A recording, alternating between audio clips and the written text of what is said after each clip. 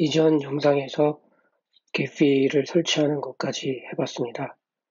오늘 영상에서는 바로 그 게피를 직접 사용하는 방법을 익히는 시간을 갖도록 하겠습니다. 게피에서 자체적으로 제공해주는 데이터가 있는데요. 그 중에서 레미제라블 데이터를 활용해서 직접 시각화를 해보면서 기본적인 사용법 그리고 그 과정에서 여러 가지 개념들에 대해서도 설명드릴 수 있을 것 같습니다. 그러면 바로 게피를 한번 열어보도록 하겠습니다. 여러분들도 게피 아이콘을 클릭하셔서 게피를 열도록 하고요. 이렇게 열면 이런 화면이 뜨고요. 전번에 보여줬던 것처럼 이런 Welcome to 게피라는 창이 뜨게 됩니다. 이미 작업하고 계셨던 것들이 있다면 최근 파일이 여기에 뜨게 되고요. 새로운 프로젝트를 시작하고 싶으시면 여기서 시작하시면 되고요. 지금은 일단 게피 사용법을 배우는 단계이기 때문에 이 세 개의 샘플 중에 말씀드린 대로 레미제라블 데이터를 활용해서 해보도록 하겠습니다. 그래서 레미제라블 데이터를 눌러보고요. 그러면 이렇게 뜰 텐데요. 자, 먼저 여기 그래프 타입에 undirected라고 지금 떠 있죠. 그러면 일단 그래프의 종류에 대해서 알아봐야 될 것 같은데요. 그 전에 여기 노드와 엣지가 있는데요. 다들 기억하시겠죠? 사회 연결망 분석에서 가장 중요한 것이 바로 노드와 엣지라고 했고요. 그리고 여기서는 그 노드가 77개, 그리고 엣지가 즉 노드와 노드를 연결해주는 그 링크들이 254개라고 이렇게 표시가 되어 있습니다. 자, 지금 이 경우는 소설 작품이기 때문에 이 노드는 등장인물일 테고요. 엣지는 등장인물과 인물 사이의 관계를 나타내주는 그런 링크겠죠. 그리고 노드와 엣지는 이제 이미 이해하셨겠지만 이 undirected라고 하고 있는 이것을 아직 생소한 개념일 것 같습니다. 여기에는 이제 undirected라고 되어 있고 또 다른 이렇게 믹스처가 되어 있는데 일단 undirected와 directed라는 것을 설명드리도록 하겠습니다. directed 엣지가 무엇인지 한번 검색을 한번 해보도록 하겠습니다. 디렉티드 엣지를 검색해 보시면 이미지를 볼까요? 한마디로 디렉티드 엣지라고 하는 것은 방향이 있는 엣지란 뜻이겠죠. 자, 다른 가장 좋은 예가 여기에 나와 있네요. 그러니까 이 두 개의 노드가 지금 예로 들어져 있는데 A와 B의 노드가 있죠. 그 둘 사이의 관계를 선, 링크로 표시한다고 그랬잖아요. 이 링크가 엣지인데 방향성이 있다는 얘기는 이렇게 화살표가 표시되어 있어서 출발점이 있고 도착점이 있는 그런 관계를 디렉티드 관계라고 하는 거죠. 즉 방향성이 있는 그래프라 이겁니다. 그러면 가장 좋은 예는 소셜 미디어 중에 트위터 같은 것 있죠. 그러면 트위터는 팔로우하는 관계로 이루어져 있잖아요. 그러면 트위터 메시지가 어떤 사람의 메시지가 팔로우하는 사람에게 일방적으로 전달이 되죠. 바로 그런 일방적인 관계에 있는 그런 엣지를 디렉티드 엣지라고 하는 겁니다. 그래서 여기도 또 하나 예가 나와 있는데요. 지금은 A, B, C 세 개의 노드가 있고요. 방향이 이렇게 되어 있는데 바로 이렇게 화살표로 일방적인 관계로 이루어져 있는 것을 우리가 방향성 있는 엣지라고 할 수가 있습니다. 사람 사이의 사랑의 관계를 표시한다고 했을 때 보면 전형적인 삼각관계겠죠. 그래서 A라는 사람이 B라는 사람을 좋아하지만 B라는 사람이 A를 좋아하는 건 아니고 또 이 B는 C를 좋아한다고 했을 때 일종의 이런 방향성이 있는 관계라고 할 수 있겠죠. 그죠? 반면에 디렉티드의 반대말은 undirected, 즉 방향성이 없는 관계겠죠. 그 경우는 이렇게 화살표가 없는 노드와 노드 사이에 선만 있는 그런 관계가 되겠습니다. 이런 언디렉티드 엣지의 경우는 가령 소셜 미디어의 경우에서는 페이스북처럼 그 친구 관계를 맺고 있는 사람이 양쪽 다 관계를 맺고 있는 그런 식의 관계를 언디렉티드라고 할 수 있겠습니다. 그러면 이제 디렉티드와 언디렉티드의 관계를 이해하셨죠? 지금 레미제라블의 경우에는 그것이 등장인물들 사이의 관계이기 때문에 일방적이기보다는 방향성이 없는 그런 언디렉티드 관계라고 할 수 있겠습니다. 그래서 언디렉티드를 택했고요. 노드와 엣지 설명드렸고요. 자, 그러면 준비가 됐으니까 OK를 누르고, 자, OK를 누르면 이렇게 멋진 그림이 만들어졌는데요. 사실은 처음서부터 이렇게 멋진 그림이 만들어지는 건 아니고요. 지금 레미제라블의 경우에는 이미 다 그림이 그려져 있었기 때문에 이렇게 뜨는 것이고요. 보통은 그냥 검은색 점들로 이루어진 실타래 같은 그런 모양이 만들어지기 십상입니다. 거기서부터 시작을 해서 이제 하나하나 만들어가는 건데요. 먼저 그림을 그리기 전에 일단 데이터를 이해해야 되니까 여기에 있는 것을 설명드리도록 하겠습니다. 지금은 이제 오버뷰라는 창에 들어가 있는 것이고요. 세 개의 창이 있는데 프리뷰는 나중에 설명드리기로 하고, 일단 데이터를 보기 위해서 데이터 레버러토리, 우리말로 하면 데이터 실험실이 되겠죠. 데이터 실험실로 들어가 보도록 하겠습니다. 데이터 실험실에 들어가 보면 현재 아까 같은 그런 그림을 그리기 전에 어떤 데이터로 구성되어 있는지를 알 수가 있습니다. 기본적으로 개피는 이렇게 노드 데이터와 엣지 데이터, 노드 파일과 엣지 파일로 이루어져 있습니다.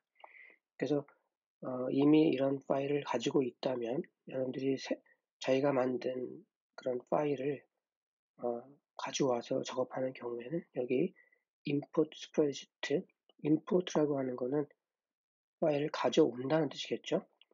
반대말은 export겠죠. 여기 export. 근데 우리가 흔히 수입과 수출 이런 식으로 알고 있는데 그 말 그대로 import는 개피 안으로 가져 들어오는 것이고 export는 여기 있는 것을 밖으로 내보내는 그런 의미겠죠. 자, 지금 이미 파일이 이미 만들어져 있습니다.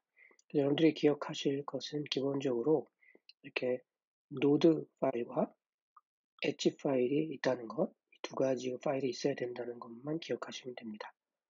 물론 이것보다 더 간단한 방법이 있습니다. 그거는 나중에 설명드리기로 하고요. 일단 기본적으로 개피에서는 최소 두 개의 파일이 있어야 된다. 노드 파일과 엣지 파일.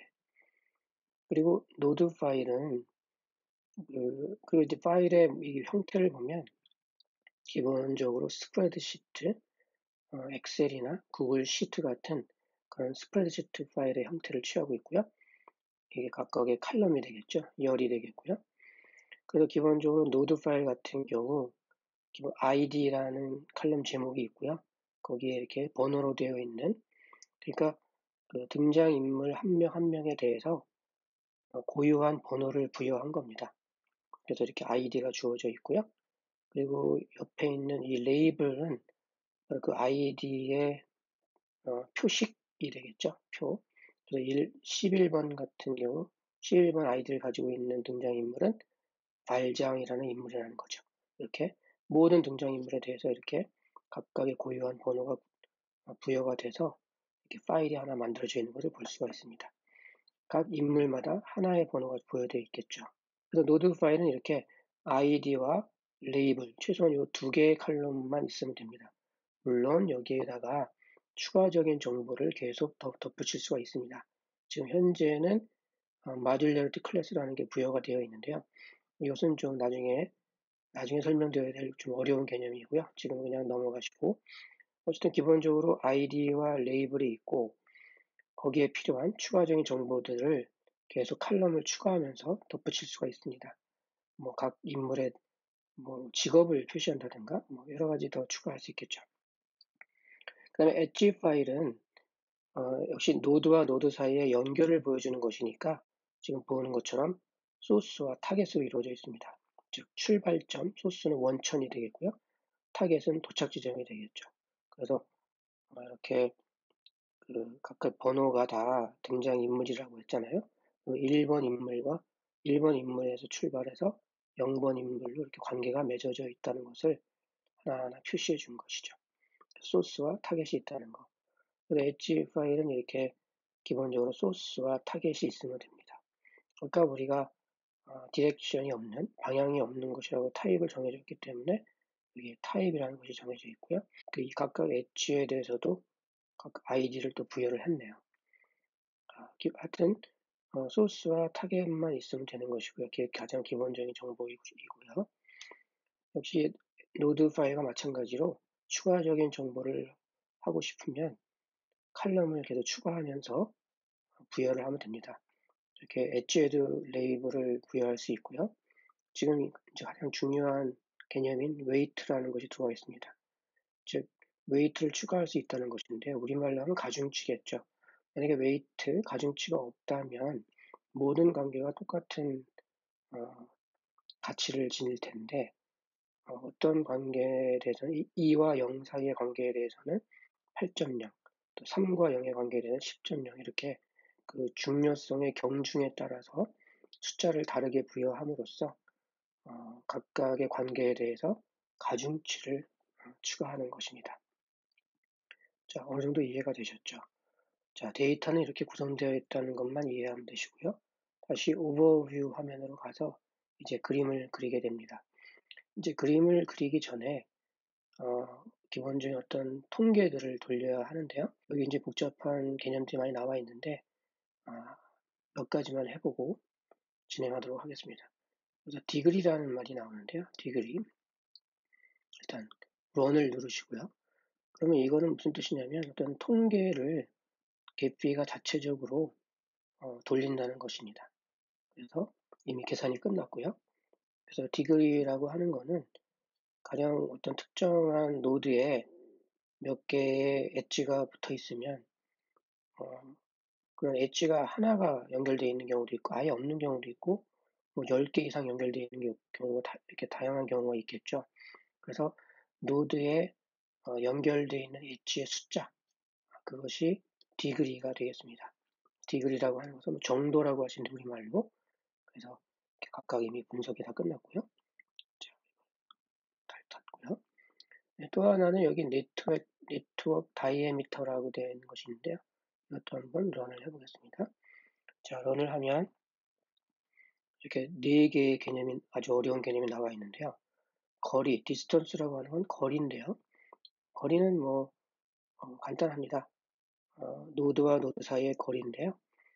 가장 짧은 거리를 계산하는 겁니다. 만약에 이 V6과 V4 사이의 거리는 뭘까요? 이 엣지가 하나죠. 그러니까 거리가 1이 되겠고요. 6과 5 사이의 거리는 하나, 둘, 1이 2가 되겠고요. 6과 V2의 관계는 하나, 둘, 셋. 이것이 가장 짧은 거리니까 3이 되겠습니다. 이렇게 가장 짧은 거리를, 최단 경로를 계산하는 것을 거리라고 합니다. 아시겠죠? 그것이 거리가 되고요. 그 다음에 betweenness central tree. 이것도 아주 어려운 개념인데요.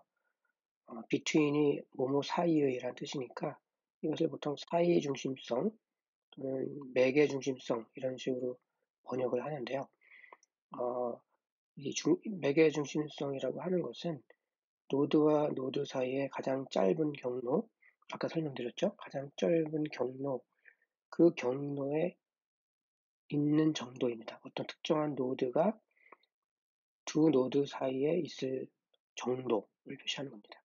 이 경우에 6과 1 사이의 가장 짧은 경로는 6, 4, 5, 1이 되겠죠.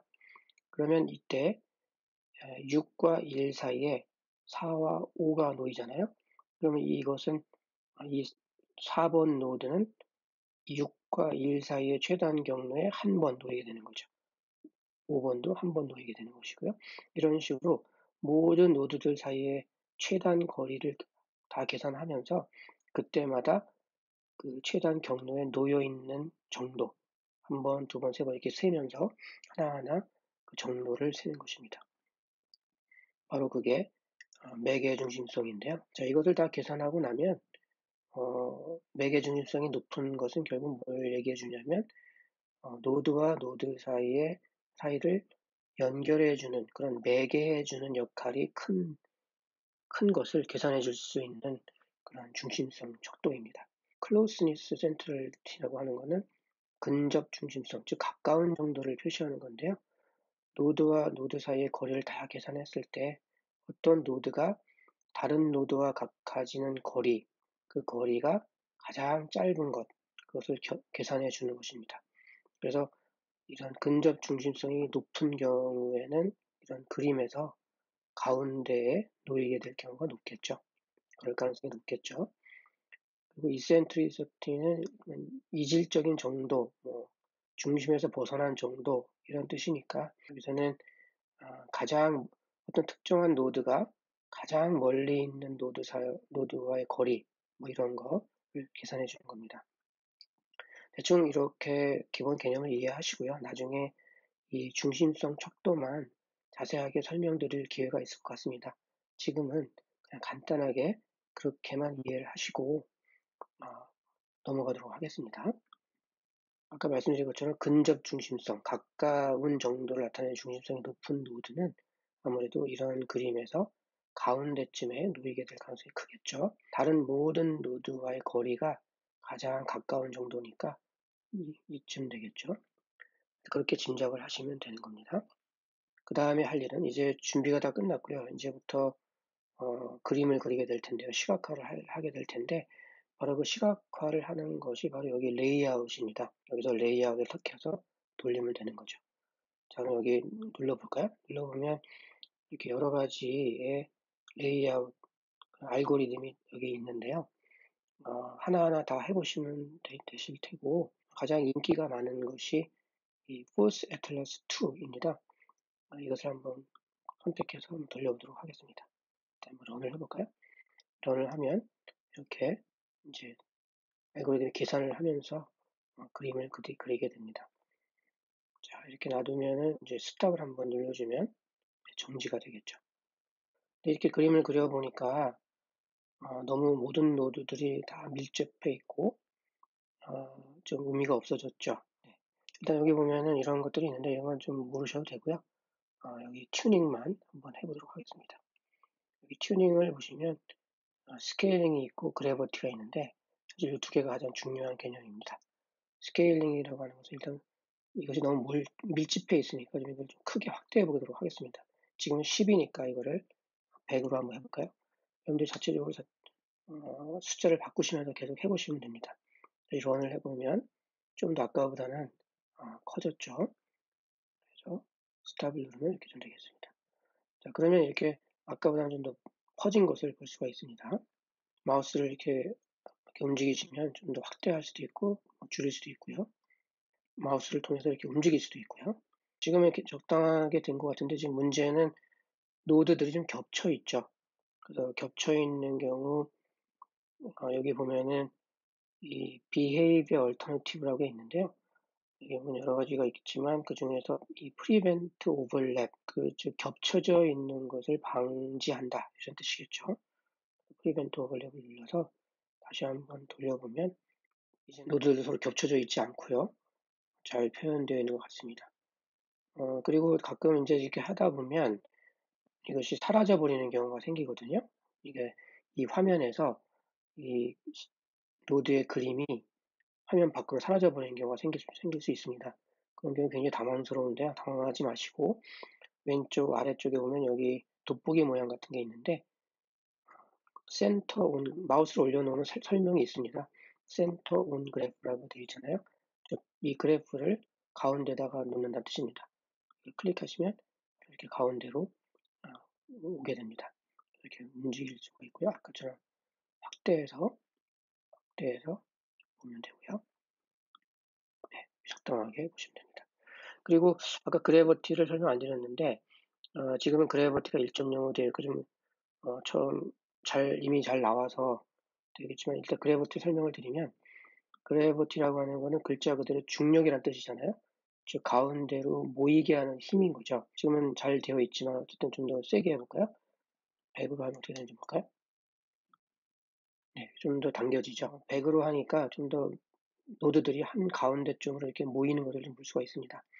이것이 마음에 드시면 계속 하시고요.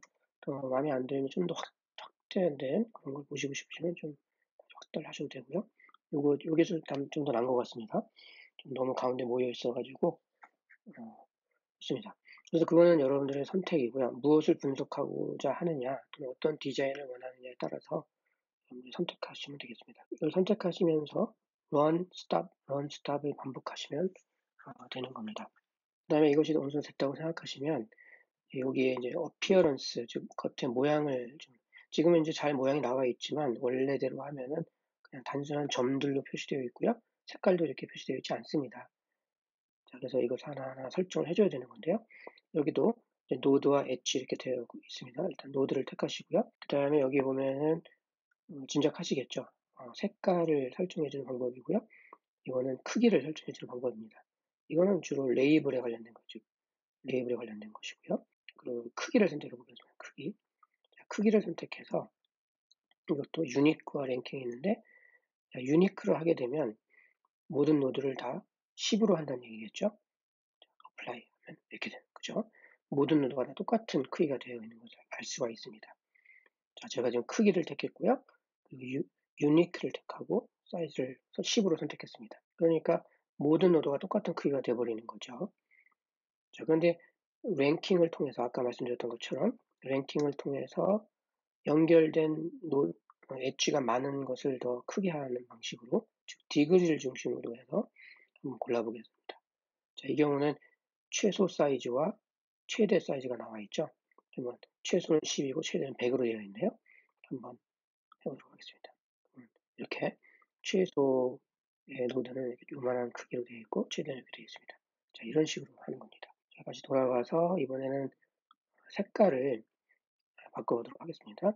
이것도 유니크를 택하면 똑같은 색깔이 돼버리겠죠. 여기서 색깔을 선택할 수가 있습니다. 여기서 똑같은 색깔로 만약 고른다면 이렇게 돼버리는 거죠. 자, 이것을 랭킹으로, 다시 한번 랭킹으로 어떤 걸 기준으로 색깔을 바꿔볼까요? 자, 우리는 한번 클로스니스를 한번 해볼까요? 그러니까 이것은 제가 아까 설명드린 대로 다른 모든 노드들 사이과의 거리를 계산해서 그 가까운 정도를 표시해 준다고 했죠. 가까우면 가까울수록 더 이 숫자가 높게 됩니다. 이거 선택해서 지금은 색깔을 이렇게 표시했는데 한번 디폴트로 어떤 걸 해볼까요? 자, 요거를 한번 해볼까요? 그래서 이렇게 디폴트로 되어 있는 걸 선택할 수가 있습니다. 이걸 택하게 되면 근접 중심성이 낮은 거는 흐리게, 높은 거는 진한 빨간색으로 되겠죠. 적용을 해보겠습니다. 자, 이렇게 되겠죠, 그죠?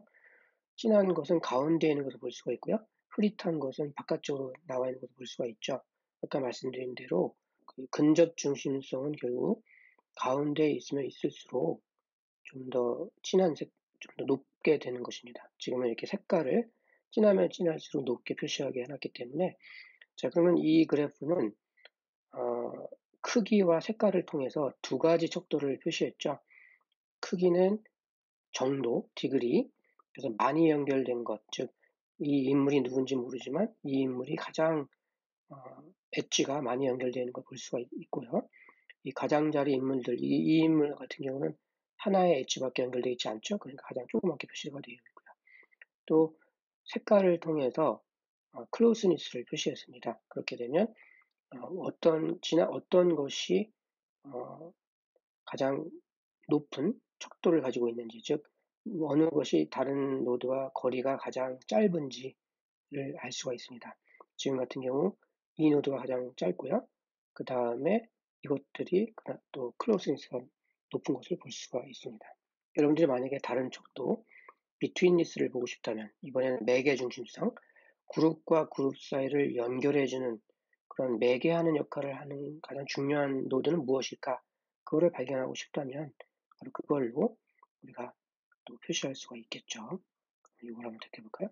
이렇게 해서 적용을 하면 자, 이번에 이렇게 매개 중심성 중심으로 또 표시가 된 걸 볼 수가 있습니다. 네.